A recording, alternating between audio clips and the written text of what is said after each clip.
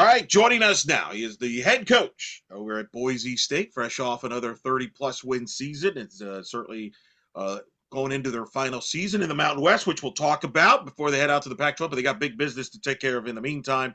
A good friend of the show back with us, Justin Shults, joining us here on In the Circle on D1 Softball, powered by 643. How you doing?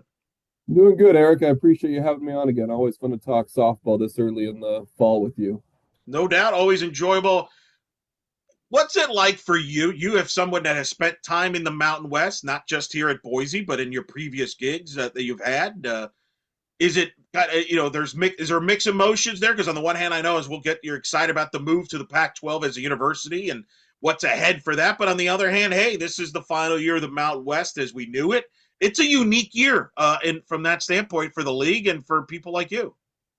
Yeah, it's a little bit bittersweet. Like you said, it's exciting to kind of look ahead. But looking back at the past, I think this has always been such a tough softball conference in particular. You got a multi-bid league for a very, very long time. You've had a national champion at Fresno State out of this league, right? And so like there's very, very good softball here. And it's gonna be a bummer to lose the Mountain West, but I do think it's exciting to kind of look ahead at what could be for the future. How's the transition from your standpoint? How is that going? Is it a big is it like take us through that? Is there anything significantly different like as you're getting ready to go to the Pac-12? What's that like for a program?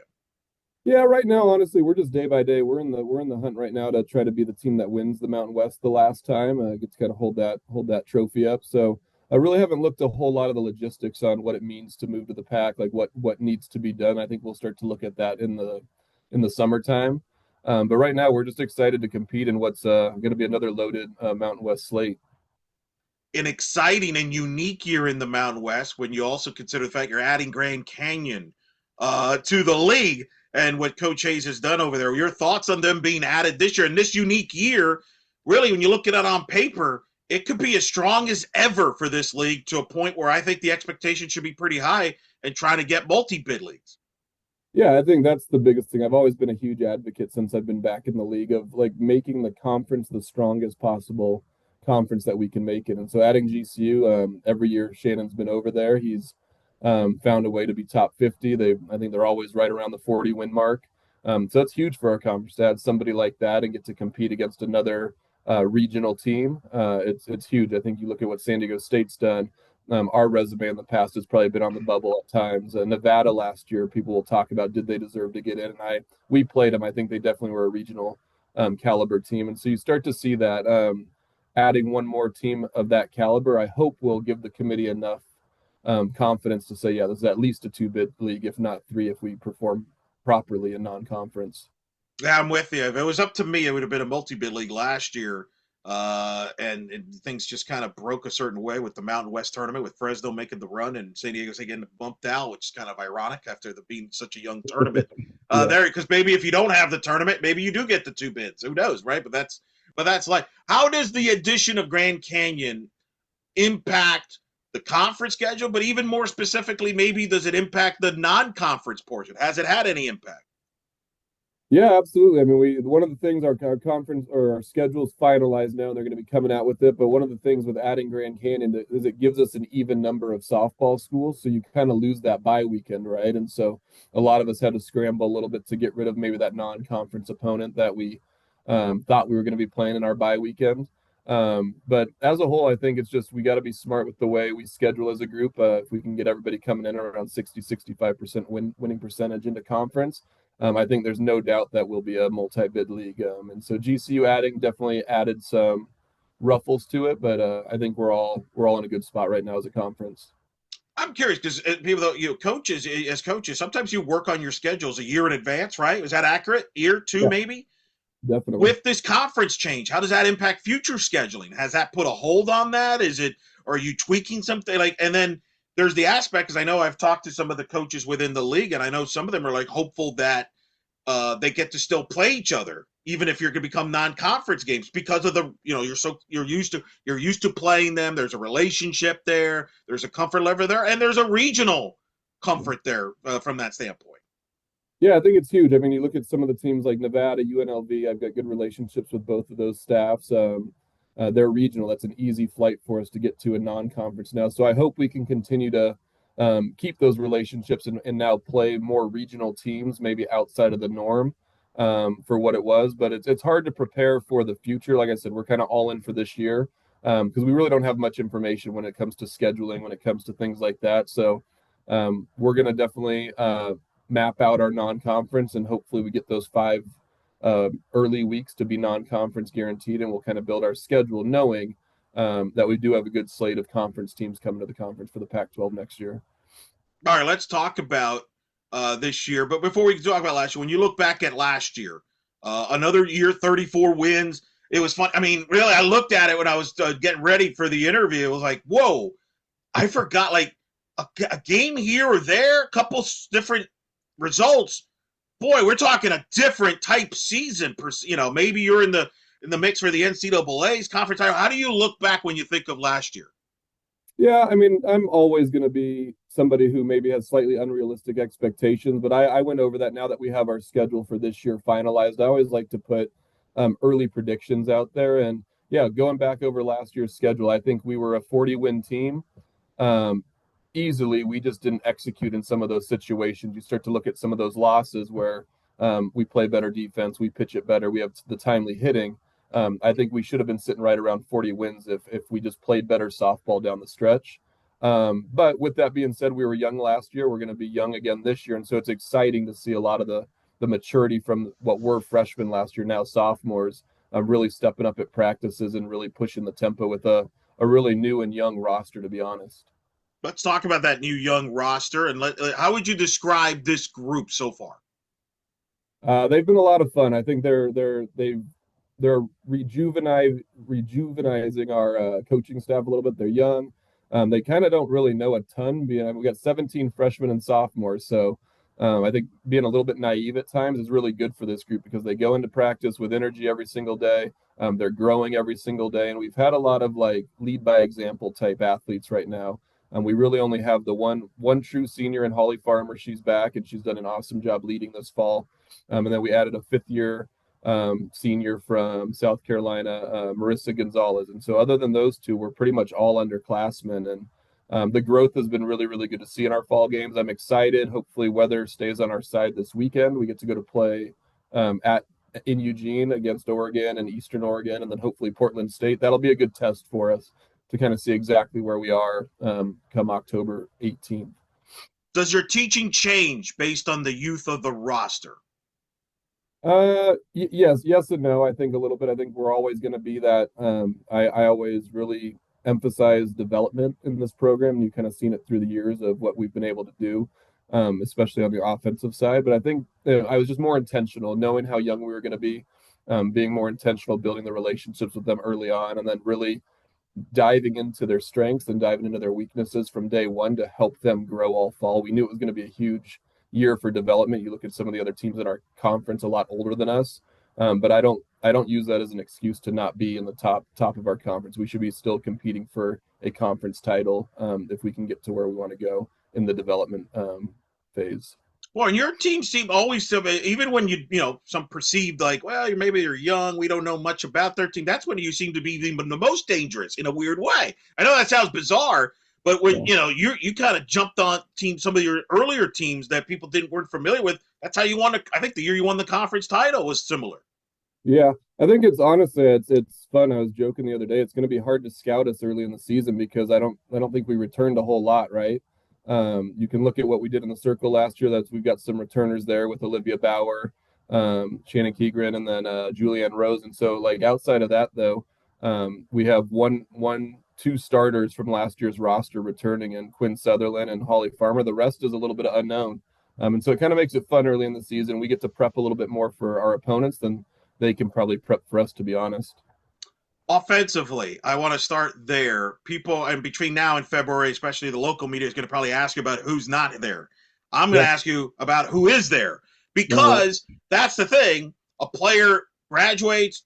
I mean, there's always going to be movement in college athletics, but you've always been able to reload offensively.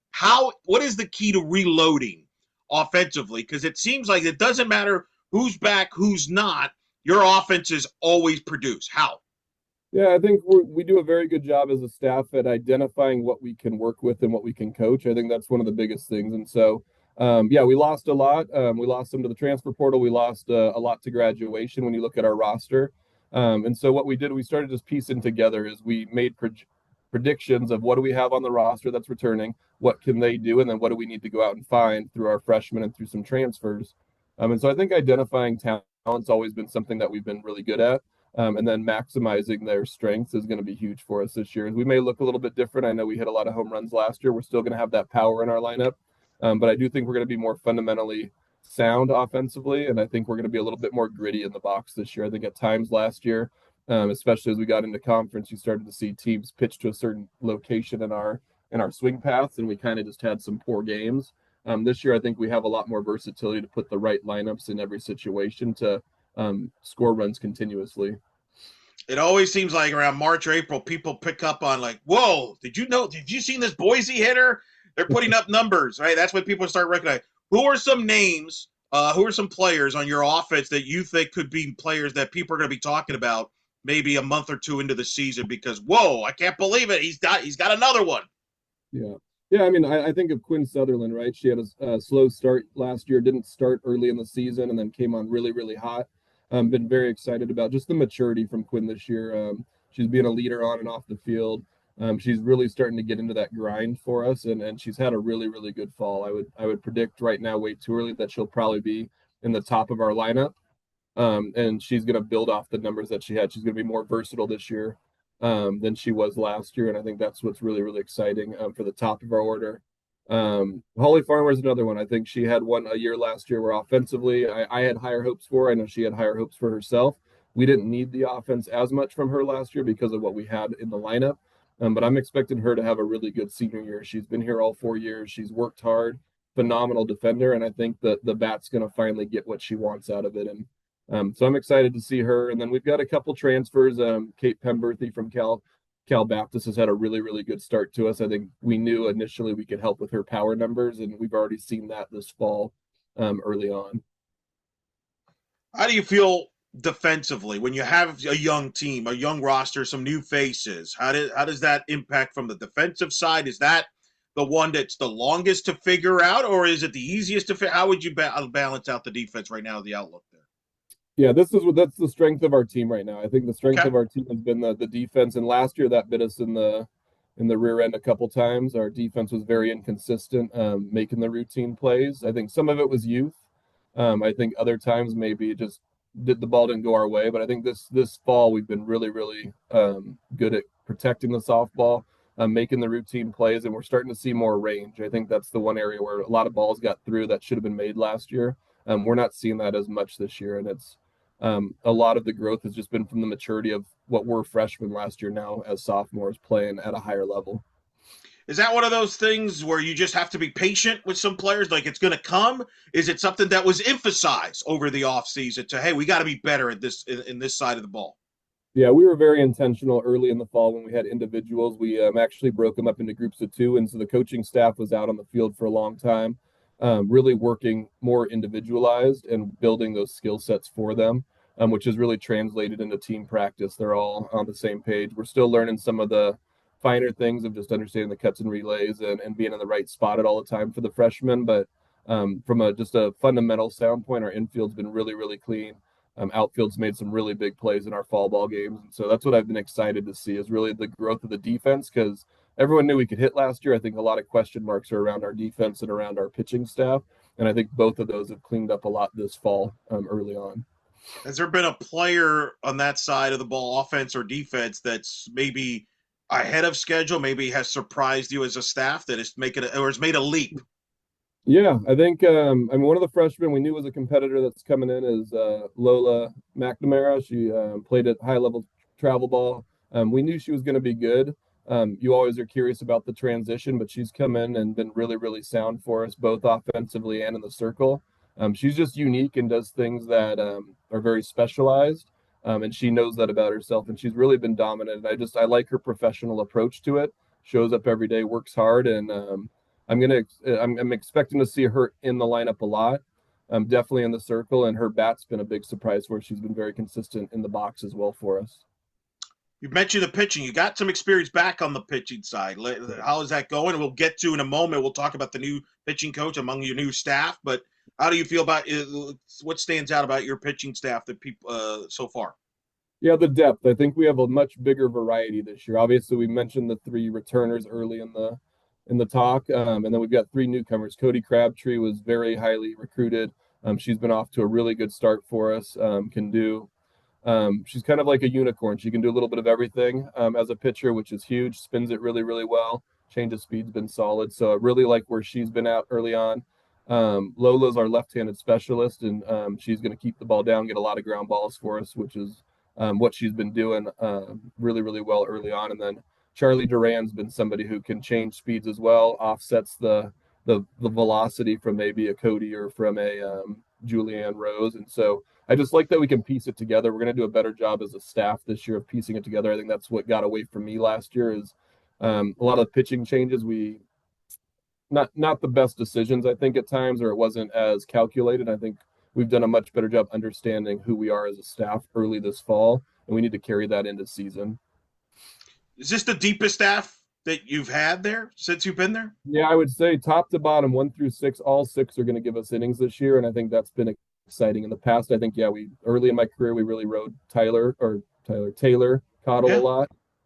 She was throwing 150 plus innings. That's just too much, I think, with the film out there and the hitters nowadays. This is by far the deepest pitching staff that we've had since I've been here. Especially with some of the places you play, Yeah. where the ball flies, you do need arms. And I do think that was something that jumped out at me over the last, from the depth Mhm. standpoint there, because you got three starters basically Yep. back that have Yep. experience, and now you've added these three pieces. How do you see yourself, for example, having a weekend rotation, kind of, a Friday, Saturday, Sunday starter? Do you see it being a by committee approach? How do you foreshadow how this will play out? Yeah, I think we're going to identify their strengths, and we've already started to do that. And I think it's going to be weekend by weekend, just understanding who maybe is the better matchup. But yeah, you could definitely see three different starters, 3 different days, with different relievers each day as well. And so I think that's the exciting piece is we've got a little bit of everything. And so based on our opponent, I think we can really put a good foot forward and have success regardless of who we're playing because of the differences in the circle right now. For the three starters returning, what have you noticed from them that's different this year from last year? Been really impressed with Julianne Rose's growth. I think she's been one who she's been from a maturity standpoint, second year has everything a little bit more dialed in just from like the social side. Academics are solid. She's really she's excited about the weight room. She's excited about practice, which has been really cool to see from her, which has led to her being phenomenal in the circle for us this fall. Not just in our inner squads, but in our fall games as well. She's been somebody who's been really efficient, and I want to see that continue. Olivia's obviously the one who threw the most last year, Bauer. She's doing a good job with what she already has shown everybody she can do, and she's just growing on that piece. And then Shannon's been fun. She's continuing to work. She's had really good outings. But when she's had a step back once in a while, she's hungry to learn and figure out why, and she's done a great job responding. And so, from those three who have the experience, I'm leaning on them to really teach the young ones, the freshmen, what it takes to be successful in this conference.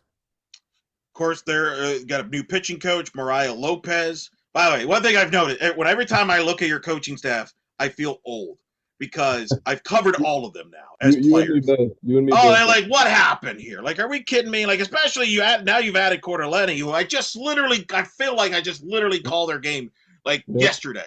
Yep. Uh, but just talk about the new staff because that's a big deal there, and what led to your thinking there of adding the people that you did, and how that's going because now you're also learning them and they're learning your style.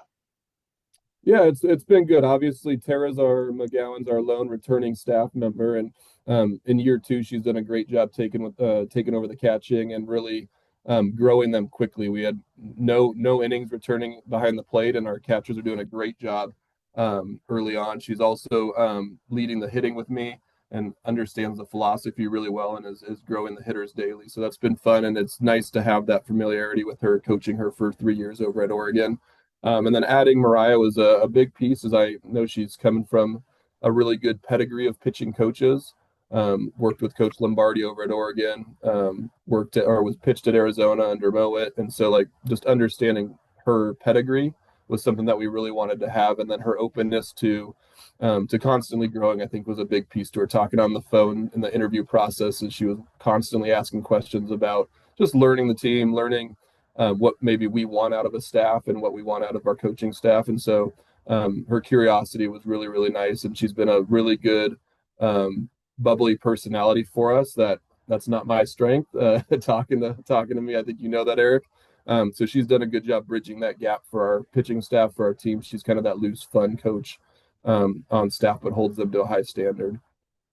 Um, I'm I'm very fascinated though, because what stands out to me, you've obviously been running the offense, but you've got here now in Tara, and you've got Tegan, who also can add pieces to. How does give me the philosophy and how that works? Is it a collaborative thing?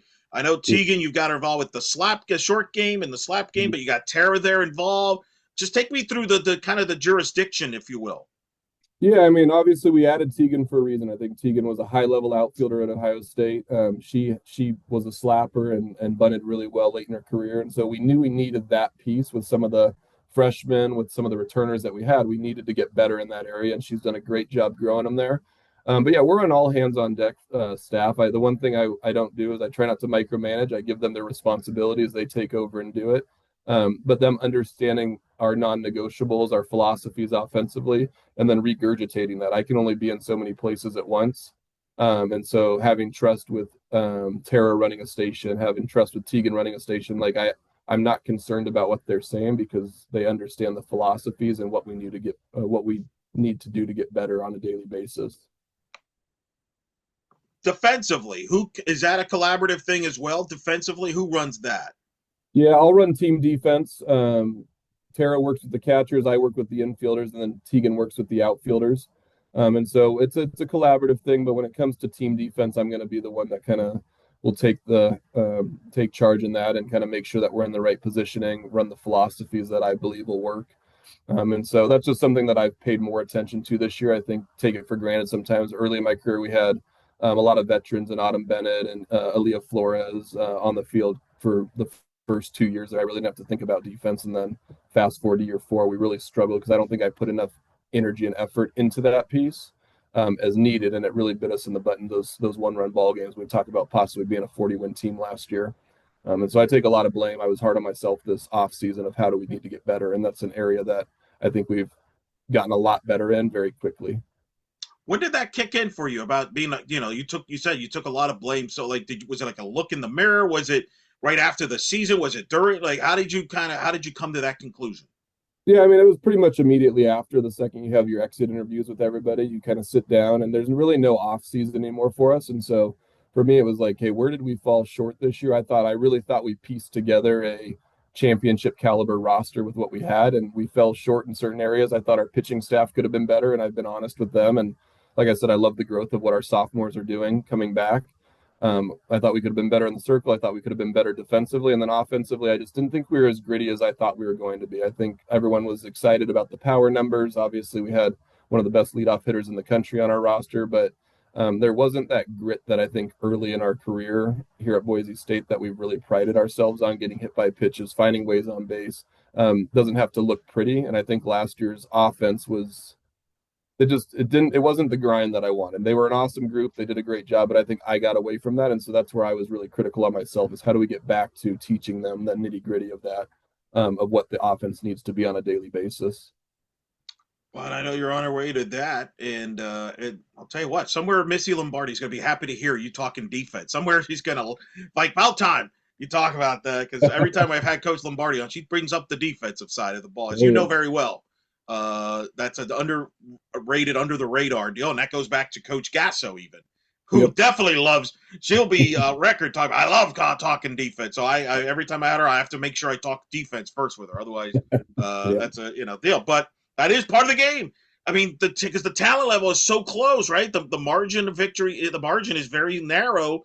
That a defensive play here or there could be the difference between a 34 and a 40-win season. No, absolutely. And you do the math, and I know people are probably going to listen to this and be like, think it's comical because maybe I'm overcritical, but we lost 11 games. We were 0-11 in games that could have gone either way. And when you start to look at the math, it's like we won 34 games last year. Even if you win half of those, you're sitting at 40 and whatever. And so just like finding a way to be a little bit more gritty in those one-run ball games, in those games we're down by one or two late. How do we be a little bit tougher? And I think that's where I was extremely critical. And I've been proud of this group. They've really handled the adversity really well early in the fall. And I'm excited to get on the road. It's going to be a long bus trip out to Eugene, but I'm excited to go play a championship caliber team this weekend. I know Coach Lombardi is going to put her best lineup out there because she's competitive, and that's why we're doing it. Is we want to go see where we stand with the big dogs early on, and grow from it. Whether there's success or failure, we want to grow and be ready to rock this season. One thing about you, you're not shy. You've been able to draw scheduling tough opponents not only on the road, but you've Yeah, had teams come to your place. yeah. There, I know you're still finalized. Things are being finalized. Schedules. I'm not going to ask you for specifics necessarily this year, but the past speaks for itself. I think you've had some marquee opponents. How have you been able to? It's one thing for teams to say, "Yeah, sure, come to our place," right? That's easy. But you've been able to get people to come to your place. How? I think building relationships. I think that's the one thing. I always joke. We're going to Stanford again this year. I joke that we basically had to give up 3 years to Stanford for them to come for one. But it's awesome because from a fan base standpoint, bringing in a team like Stanford, who's been in the World Series, I've got nothing but respect for Coach Allister and her teams. I know they're going to test us. And so for me, that's a big, big ask is when we're going to go do things, hopefully in return, eventually they'll come to us. And so, yeah, we get to go to Stanford this year. That slate's going to be loaded again. And that's where we really get tested. I want to see how do we handle those. A lot of coaches are into the winning percentage of their statistics. And for me, I couldn't care less what our winning percentage is. I want to see the growth of our student athletes, and I want to be in those competitive environments to figure out where we stand on a national stage. I only laugh because when you mention about being just going to Stanford 2, 3, I know there's a Shults family member that disagrees with you and doesn't mind you going there often. All right, am I right there? That is true. We got to start coming away with some more wins over there, though. Yeah. It's always been a competitive slate. It's been fun, and it tests us early in the season. And I love the facilities. Like I said, I got a lot of respect for their staff. She always brings in good competition, and so it's a regional feel for us. Usually week 3 of the year, and kind of see where do we stand in the grand scheme of the country. Yeah, for those that don't know, speaking of Jessica Schultz, is Justin's sister who lives out there, and I know when you're there because normally I see her on social media, saying how I'm here support, and then it's weird. She supports you, but then she also has Stanford gear on, so sometimes it's It's kind of it's a little bit. confusing for sure, but we believe in don't bite the hand that feeds you, and so they've been very successful down there with her husband on the football staff, and so I'm Sure. excited for them. It's always fun to see them, and so yeah, we're hoping that she can host our team again. We usually do like a taco night at her house, and kind of gets us away from the normal restaurants and kind of brings that family feel back to the environment. I was gonna say, in all seriousness, like one of the benefits of you've been, having her live there is there's a comfort level there on a travel versus going somewhere where you're not as familiar with the place, Yeah. right? Yeah, absolutely. And it's actually opened the other like doors for family members on our roster to also ask to host. Last year we had one of our seniors host dinner. And so I think kind of seeing that like family style has opened the door for other athletes to ask. We've got dinners here on campus this year with one of our local family members. They've really done a good job embracing our newcomers, embracing that family atmosphere. And I think that's one of the biggest adjustments we've seen this year is a lot more community involvement with parents and with just our players being more invested in each other early on. What are a couple things you're looking forward to finding out about this group that you might find out either later this fall? It could be maybe February, March before you find out. What are a couple things you're looking forward to finding about this group that could determine about the determine how the 2026 team is defined? Yeah, I want to see what our mentality is in those biggest moments when we go and play the Stanfords, when we go and play Oregon in the fall, right? When we have to go down to San Diego State where they've won the conference, been to the regionals the last 4 years. I think for us, that's what I want to see is the mentality early on is when we play those big moments, do we rise up to those challenges, or do we kind of allow society to tell us maybe we don't belong? And that's something that this group so far has shown me that they kind of have a chip on their shoulder with all the adversity we hit in the off season, reloading basically to 17 out of our 24 freshmen or sophomores. I do want to see us handle those big time moments with more confidence and more fearlessness than maybe we have in the past. with such a young roster, everybody's at their own pace, right? Like some might be ahead of others. Some might you might have to be more patient with others. How do you balance that out as a coaching staff to say, okay, well, this player maybe needs more time. This player's ready to go because you also want to get results at the same time. So there's a development side of this, but also there's a hey, we want to get wins. Yeah, absolutely. I think that's what the fall's for is the development piece, getting information about who can and can't do certain things in situations. Maybe somebody's not ready. And we talk about running our own race all the time. It's like you gotta have blinders on out there. You can't be looking at what your teammates are doing. You have to develop at your own rate. And those are the athletes that end up playing the best. I think of a athlete like Megan Lake. She was a spot starter for 3 years. Her senior season is an everyday starter for us, hits like 360 plus, has her home runs, has a big time year. And it's like it took her longer to get maybe there than she wanted, or maybe she wanted to be in the lineup earlier and it just didn't work out for her. And so you look at those types of athletes and try to tell those types of stories. Everyone has their own journey. And so we can't get caught up in the comparison game. We just have to continue to, as a coaching staff, develop regardless of what time of year it is. And then, yeah, when we're writing lineups, so we're writing lineups who we've built enough trust with the student athletes to help us in those situations win ball games. Part of the sort of the negative of being successful, you've been so successful, is every off season, if jobs open, your name always gets floated, and you can't control that. But that's the nature. It's a compliment in a way because it speaks of the job you've done. That people think, hey, this person maybe you should be in the mix for this job or whatever. Then, Yeah. but there's also the negative of being a distraction. All that. How do you handle all of that? Because I know you don't tune into that, you block all that out, but there is a recruiting side to that Yeah. that you have to address. So how do you do that as a coach? Because on the one hand, it's a compliment. On the other hand, it's like, all right, leave me alone here. I'm taking care of my building my teams here. Yeah, I mean, honestly, it's just honesty. I talk to all of our families, and when they come in, like I have no intention of leaving Boise State.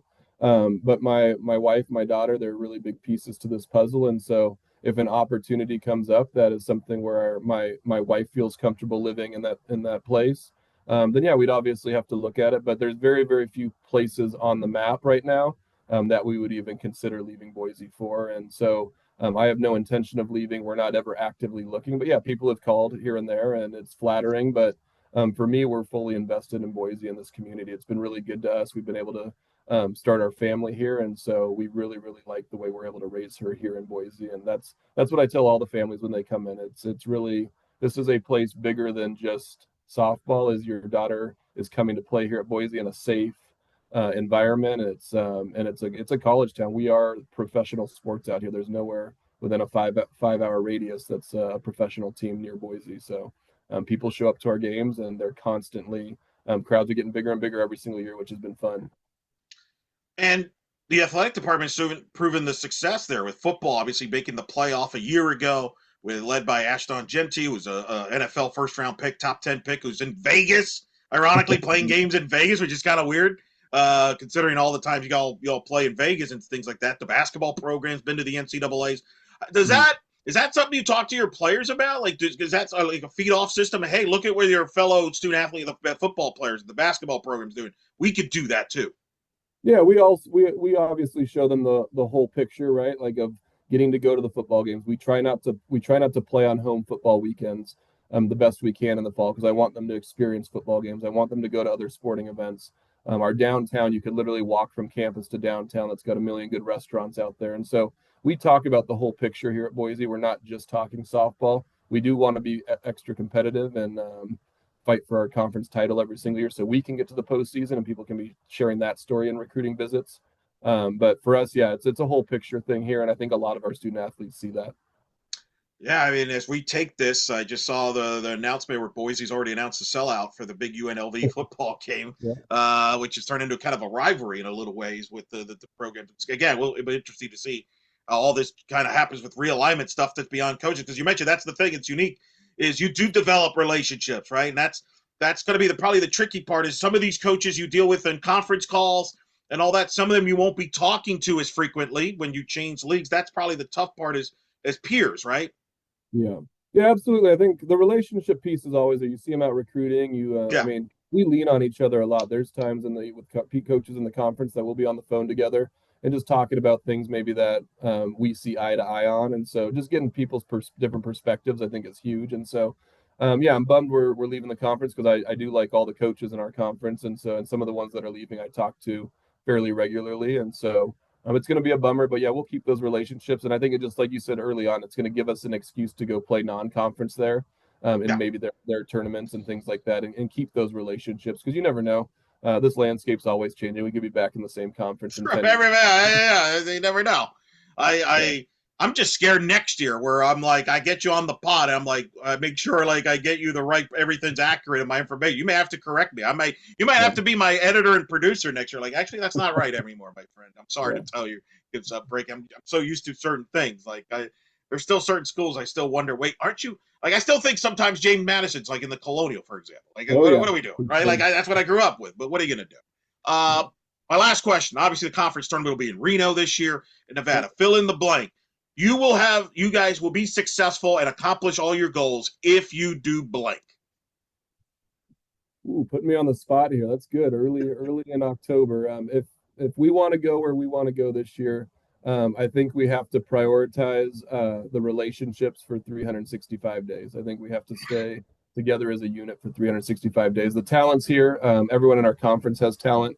But for us, I think the biggest difference I've seen is they're pouring into each other. They're fighting for each other right now. And it's easier in the fall when you're not fighting over playing time because we do a little bit more of equal playing time in the fall, but can we keep that relationship based in season when maybe you're not playing as much as you want, but you're still fighting for the person next to you will be huge for us.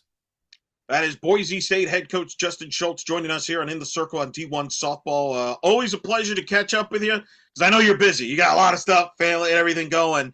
So I know it's a busy time, but I always appreciate you getting coming on with us here. Good luck. I know we'll cross paths during the season. But in the meantime, thanks for always coming on and taking some time and talking to us here on In the Circle on D1 Softball. Yeah, love chatting with you, Eric. And it's always good to talk Boise State softball. Go Broncos.